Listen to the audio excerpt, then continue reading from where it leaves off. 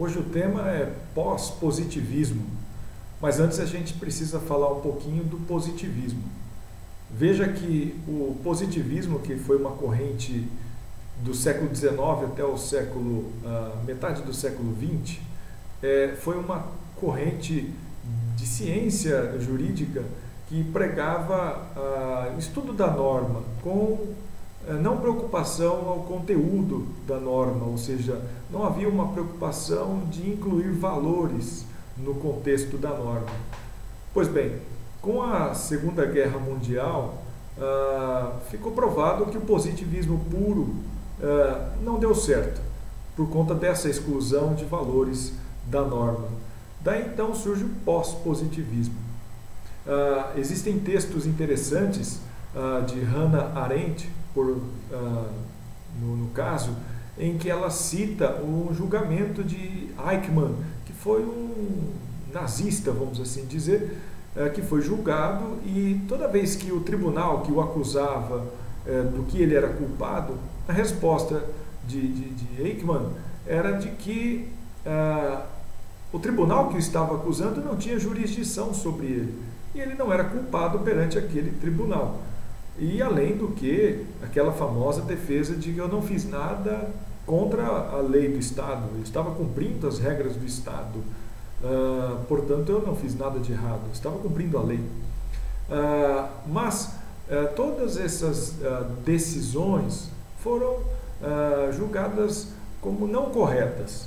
E aí vem o pós-positivismo e faz uma interpretação de que durante a aplicação da norma é necessário também averiguar a questão dos valores, dos princípios, para que não ocorram mais injustiças como aconteceu durante a Segunda Guerra Mundial. Ou seja, eu necessito pensar nos valores, incluir os valores quando se vai decidir uma questão problemática, um caso concreto, que não é um caso fácil, é um caso difícil. Pois bem, existe um outro texto também do filósofo Robert Alexy, em que ele conta um caso dessa época da Segunda Guerra Mundial, que foi o seguinte: em 1941 a Alemanha fez uma lei dizendo que todo judeu alemão que fosse embora da Alemanha perderia a naturalidade alemã, ou seja, ele não seria mais um alemão.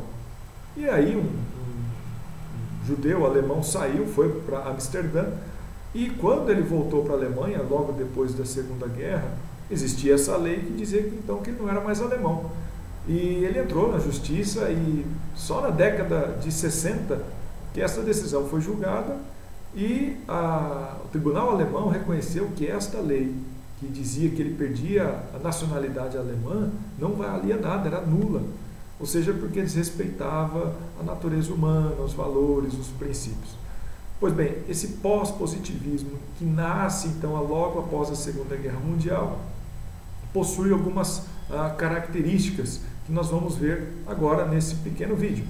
Uma das primeiras características, então, é incluir a moral dentro da ideia do direito. Assim como nós tivemos num pós-escrito de Hart, no livro dele Conceito de Direito, que a moral deveria estar dentro da norma de reconhecimento, o pós-positivismo entra nesta linha de raciocínio, ou seja, a moral tem que estar dentro do conceito de justiça. Ou seja, sabe fonte do direito, aonde o direito vai beber água, por exemplo, fonte como sinônimo de lugar onde brota água. No caso aqui, onde o direito bebe? Quais são as fontes? Nós sabemos que são as leis, mas o pós-positivismo também inclui a moral dentro dessas fontes.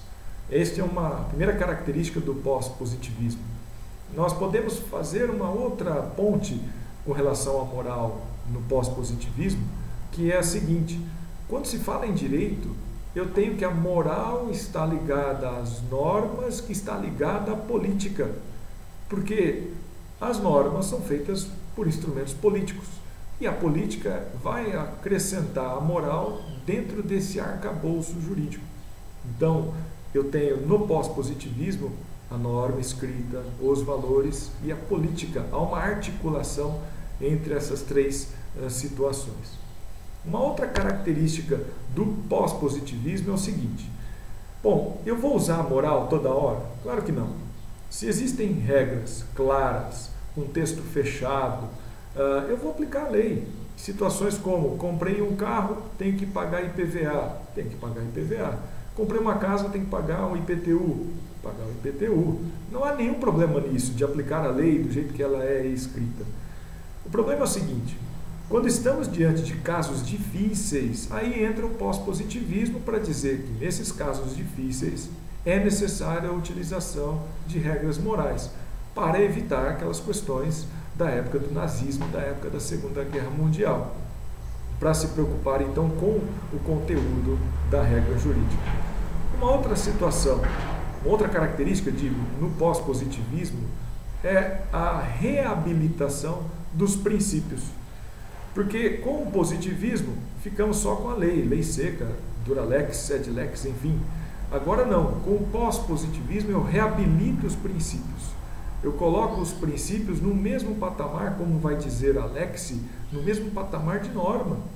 É um mandamento de otimização, diz a lex.